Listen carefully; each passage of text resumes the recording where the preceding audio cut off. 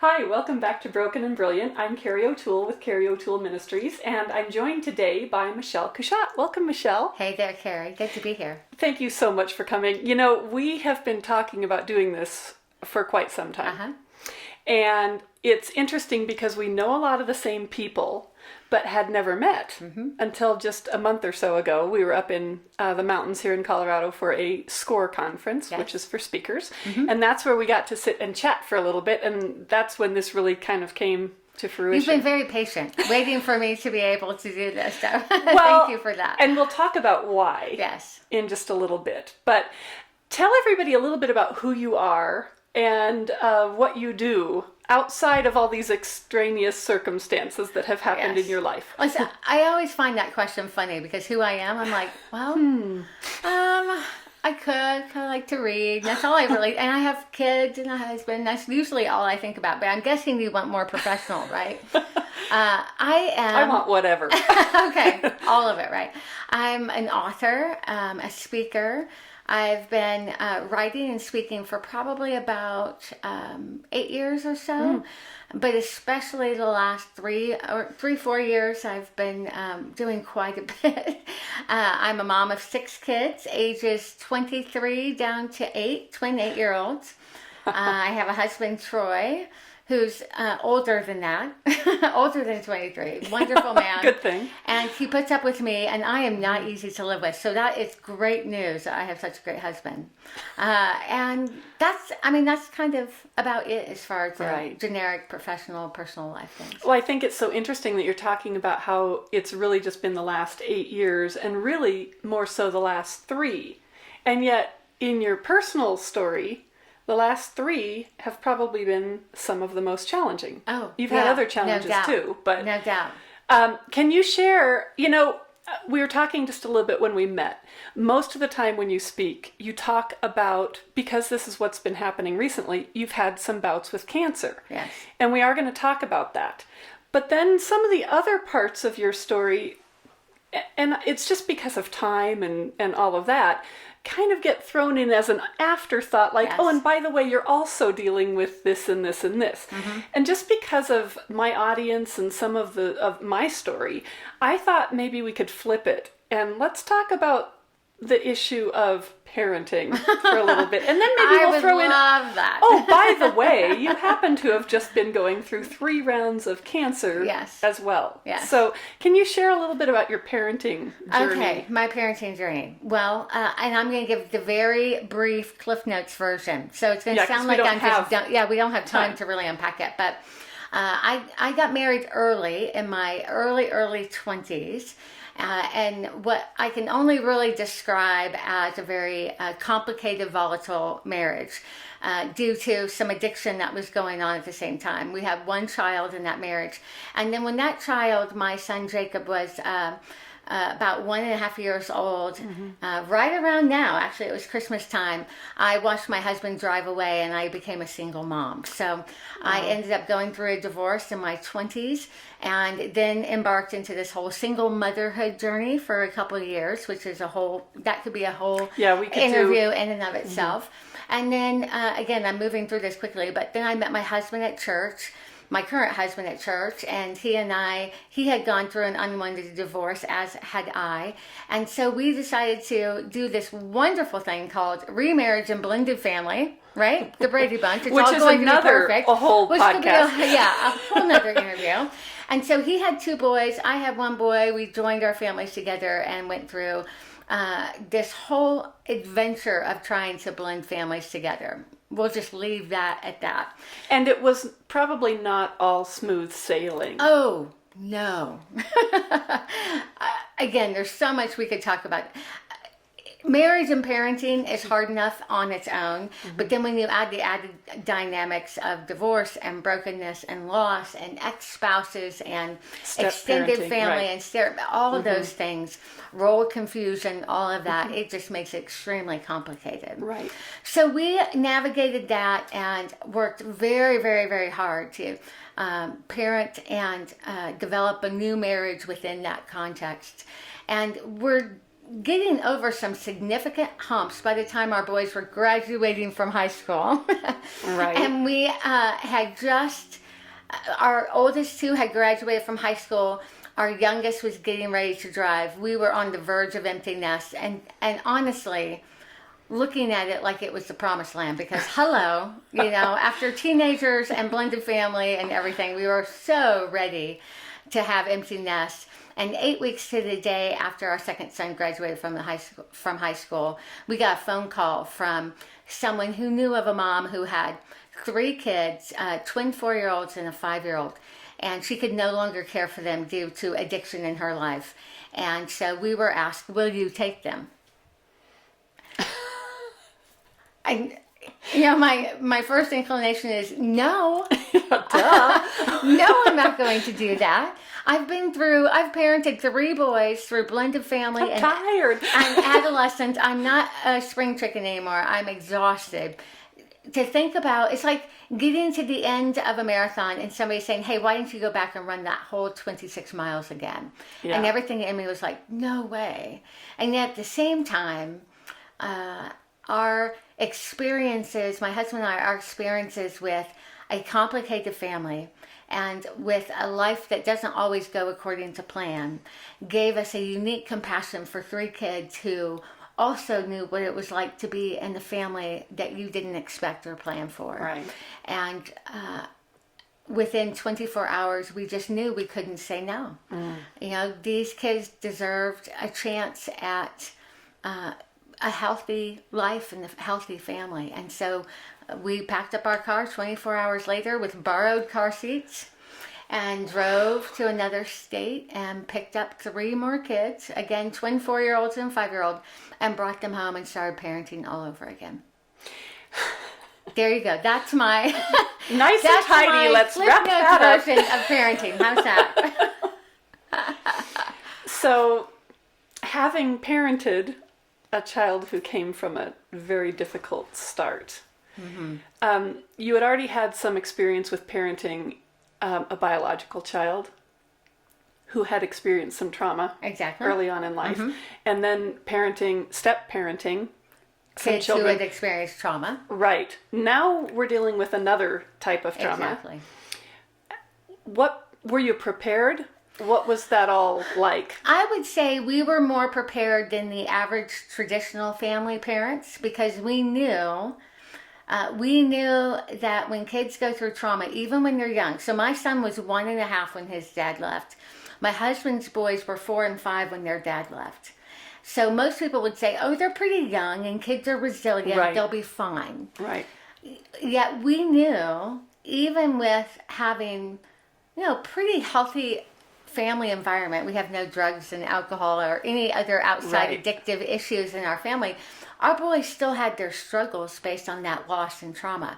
And so we knew that taking in twin 4-year-olds and a 5-year-old was not going to be all butterflies and roses and daisies. We knew it was going to come with challenges. However, that said, nothing can really prepare you for the complication that comes with any child who has gone through unwanted, undeserved trauma. Any kind of trauma.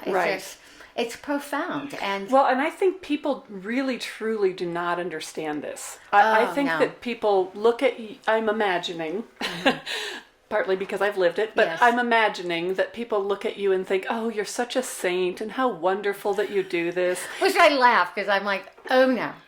I have seen my non-sainthood many, many times over the last few years. Right, absolutely. And so, and a lot of times they think, just this is what we were told as well. Just get them into the home, everything will be fine. Just bring them love them all the time. They just need to be loved back into wholeness, that's all. Yes, absolutely. And has that been the case? No. I mean, there is an element of truth that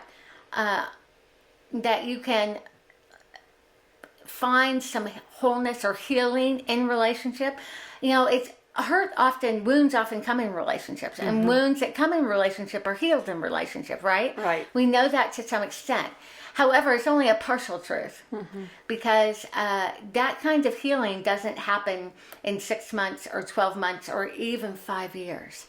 It happens over a lifetime. That means even now, so it's been 4 years since we took in, 4.5 since that day we went and picked up the kids. We still have wounds that we're dealing with on a daily basis, even this morning. Can you describe what some of those are for people who Yes. really, truly just don't understand?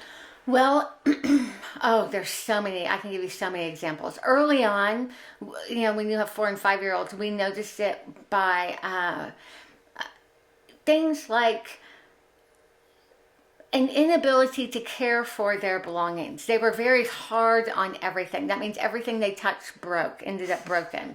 That means at 5 years old, they were using markers all over my dining room walls. They were breaking the blinds in their bedroom. Everything they touch ends up broken.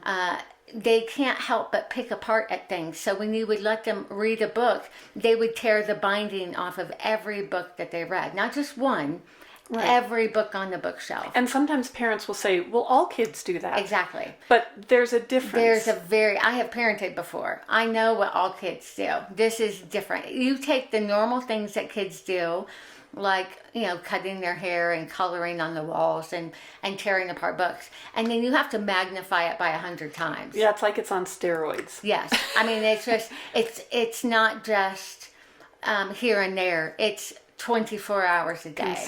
Consistently. And that was just the minor stuff. Then you have things like an intolerance to certain kinds of clothes or socks or shoes. If the pant leg touches one of my boys' ankle the wrong way, it sends him just off the charts in a rage.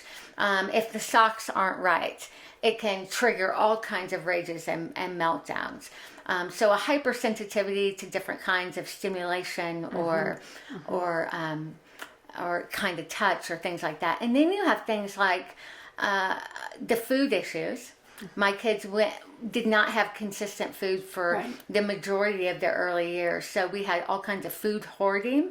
We had, they would eat their food without chewing, to swallow it whole. So we had choking issues.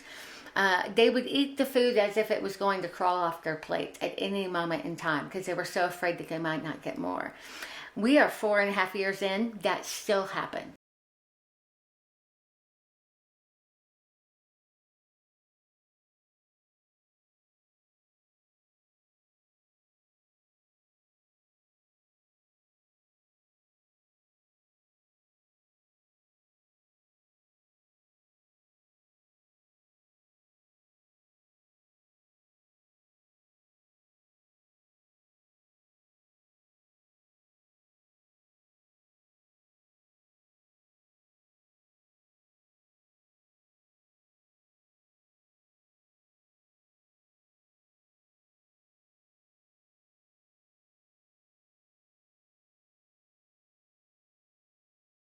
Brought another one home and felt physically sick because he can't stop. So those kind of issues. And then you have the more emotional challenges, like an inability to deal with disappointment or any kind of injustice. So if one of my kids in particular, if he feels like somebody took his pencil off of his desk at school, even though it may have just fallen, if he feels like somebody took it, he cannot let go of that. And it can become a 2 or 3 hour ordeal where he cannot recover from that disappointment. Right. So those are just, that's off the top of my head. Those are just a handful of examples. I didn't ask you to prepare for this. It's not like, okay, let me think up and make sure I have. These are things, they're so right there because they could happen today. They did happen today. They could happen yesterday. And I will preface this by saying, or I will add this note, we've seen great progress in these things over the last 4.5 years, but that doesn't mean it's not an issue anymore. It may not happen every single day, but this happens every week. These kind of things happen every week. A week doesn't go by where something doesn't happen to trigger this. How do you deal with this? Well, on the good days or the bad days? Both. On the bad days, you're a human being. I am. Well, it's exhausting. I mean, it is absolutely exhausting. Again, this is not my husband and I's first rodeo. We've parented for a long time. We have a lot of experience.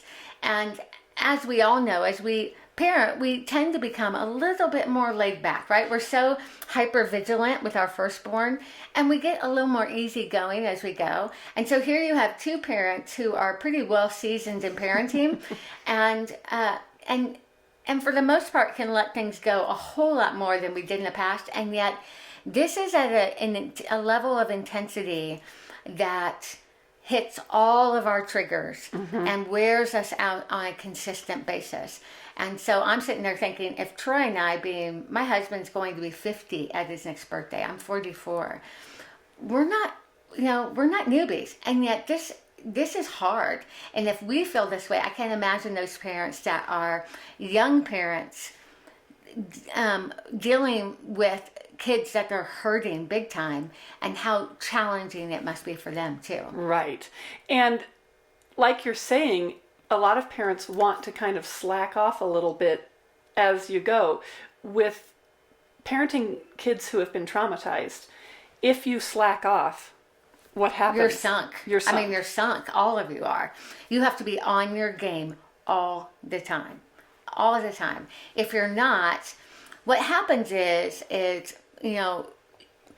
kids that come from trauma have a very high need to control their environment because nobody was looking out for them. Nobody was protecting them, or in their minds, they had nobody that was looking out for their interests or keeping them safe. So they have this hypervigilance to control their environment at all the time. And when they feel something is out of their control, whether it's a pencil that's missing or socks that aren't cooperating or whatever it may be, they can go into complete shutdown withdrawal, where they are almost like in it's almost like a coma state where you can't reach them. Or they can go to the other extreme where they're raging and screaming and throwing things and threatening violence and all of that. Well, if you as a human being have had any kind of wounds in your life at all, which is pretty much... Oh, not me. Yeah. Which is pretty much everybody, right? We all have had some kind of wound. That response ends up hitting all of our triggers, right? So if my son is having a rage and completely blowing up over the pants he's wearing, or I've asked him to put away his clothes, whatever, all of my sensitivities toward conflict, toward rejection, toward abandonment myself get triggered in that moment. Then you basically have two children, right? Reacting, two traumatized children, traumatized children, a grown-up traumatized child, and then an 8-year-old traumatized child that are responding to the emotion. So if you're not on your game, if you haven't dealt with your own issues and your own brokenness and your own losses, then all it's going to take is one unexpected moment like that with your 8-year-old who's having a response for all that baggage to come out in you. Right. You know, we've had some other guests where we've talked about that in many ways, these kids can actually be wonderful blessings in disguise if we can see it. Yes. Because they can force us to deal with issues that needed to come up and needed to be dealt with anyway. You can say that one more time. That is good stuff right there. It does not feel like a blessing. No. It feels like a horrible pain as they're doing it. It's very scary when you don't know what you're doing. Yeah. It hits all of those tender places. And the one thing I have found too, that kids from trauma are kids who have been traumatized. Almost, it's like they have a radar on all the time. They can see your tender points. They will poke at them.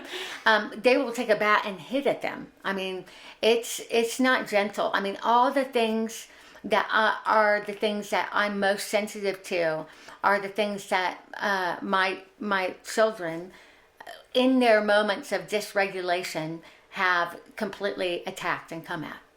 And it's painful. It's very painful. What do you do with that? Well, as I said, in the not good moments, I become a child, I become angry and I feel rejected and abandoned, and my tears come and I react and respond. In my more mature mother moments, I can see beyond the behavior to see the hurt behind it that's causing it. Just like there's hurt behind my reaction too, right? And so it's taken me a long time, but I am learning how to see the bad behavior as not just bad behavior in my child, but as a wound that has not been healed and has not been processed. You know, this is a child. This is an 8-year-old who in many ways is kind of trapped in a 4 or 5-year-old's body, right? Trapped in that emotional 4 or 5-year-old's place. And they haven't had any means to deal with horrible pain. No, because they really didn't even have developed language yet when all of this was going on. So how do you talk about something when you don't have the skills to talk? In fact, they have even brought up in the last 2 weeks, they remember some very traumatic incidences that happened when they were 3 and 4, and they were finally able to give voice to them and describe them. After 4.5, 5 years. Yes. Yeah. And it's amazing to me that they can recollect pieces of that, but it's taken a long time for them to give voice to it. And they still don't even feel like they have permission to feel upset about that, because that was a parent, right, that had caused some of this trauma. And so it's a very complicated thing for an 8-year-old. Think about the wounds that you have and I have, and how complicated is it for us to deal with these things, and we're grown adults and we have language. And think of how many years we've put off dealing with our own wounds and pain, and here we are adults and we've put it off because it's so complicated we don't know how to deal with it. Now imagine that in the body of an 8-year-old. Of course they don't know how to deal with it. Right. Of course they don't know how to process it. So the only response, or the only tool that they really have in their arsenal, is to rage and blow up or Well, in many ways, if you think about a newborn, you know, they don't say, "Hey, mommy, I'm hungry." They just cry. They scream That's and cry. That's the only tool they have to do it. So, and it's very much the case with kids from trauma. Even if they're 8, they're very much like a baby or a toddler, because they don't have the tools to be able to know how to process well, that it. part got broken and it never really got repaired. So that's what you're trying to do now is repair some of the damage that happened early so that they can start to move forward rather than just being stuck in this continual state. The challenge is we do the hard work of trying to make that repair, but when it comes to kids from trauma, it's not always forward progress. It's you take a couple little tiny steps forward over about 3 or 6 months, and then you take a couple steps back. And then maybe a couple tiny steps forward and then a couple steps back. So it can become very defeating and discouraging because it looks like you're not making progress. Right. I kind of feel like right now I'm making people not want to do this. It's so worth it, but it's just complicated. Well, for me, knowing, you know, what we have been through, we didn't make it with this. And no wonder. I mean, it's no wonder. Honestly, I can't tell you how many days we've wondered, did we do the right thing? Not because we don't love them, because you feel like maybe I don't have the tools to help them. Maybe I'm not the right person. If I don't, and I'm preventing him, in our case, him, from getting better, if there's somebody maybe who does have better tools and isn't going to be triggered all the time, you know, maybe that would be a better place. I don't know. I just know so many people who are sticking it out and are seeing progress. I know so many who have stuck it out and never saw progress. Yeah, and I know many who are looking at going into it. And my hope is just to educate people. Yes. Don't go into this if you don't understand this will be 24/7. If you're up for it and you have the support, please do it, you know. But if you're not, don't go in thinking, I'm going to save this child, because that child may end up taking you down, and then that's not saving them or you. Exactly. And I've talked many times about this, but I honestly believe my role is not as savior. There is only one savior. There is only one person that can truly bring healing to the wounds that are beyond my reach.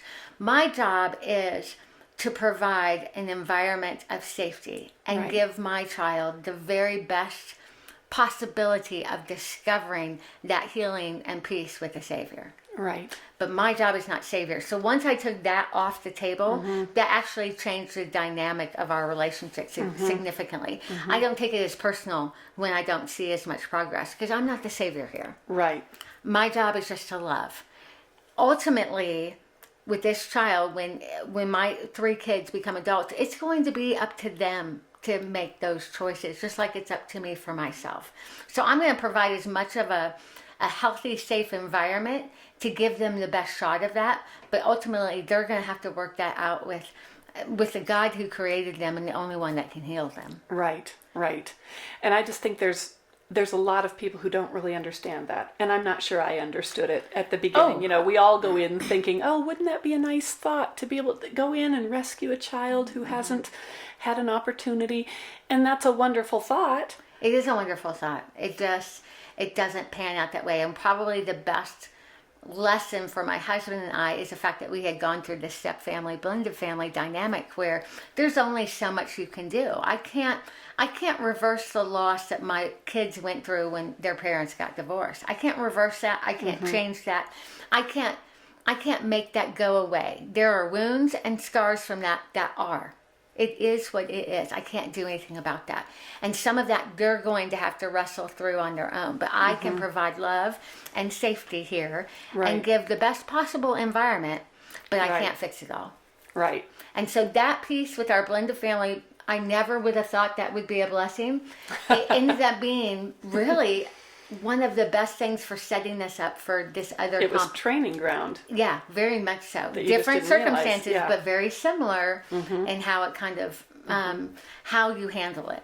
Well, you know, we're running out of time here for this podcast, and what I'm thinking is, can you give us just a hint about what else you have been dealing with? And then we'll start this next one, and we'll talk about your book and some of the ministry things that you do as well. But share with us. So you have been parenting 6 children, 3 with some pretty major attachment and trauma issues. And on top of that, I have gone through cancer 3 times, the most recent 2 times in the last 2 years, which happens to be cancer of the tongue, a very rare kind of cancer that nobody can explain how I got, but that involves a number of major surgeries, the removal of 2/3 of my tongue, all kinds of skin grafts and trauma to my body and chemo and radiation over the last 2 years while doing this kind of parenting. So just imagine you have kids that have gone through trauma. Now their foster mom is going through trauma. We all are needing attachment but unable to attach through all kinds of and you're physically and emotionally and spiritually and probably psychologically just depleted through all of this. Depleted.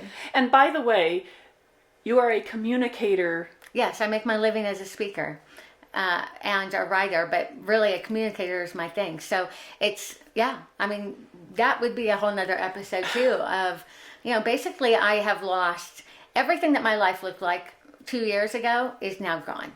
My life is completely different. And how do you navigate your own sense of identity, the health of your marriage, the health of your family, and these 3 precious kids that don't need any more losses when you're dealing with life and death. So come back, because we're going to talk next time. Tell us the name of your book, because I'll read it upside down. I always get confused. I get the undone part.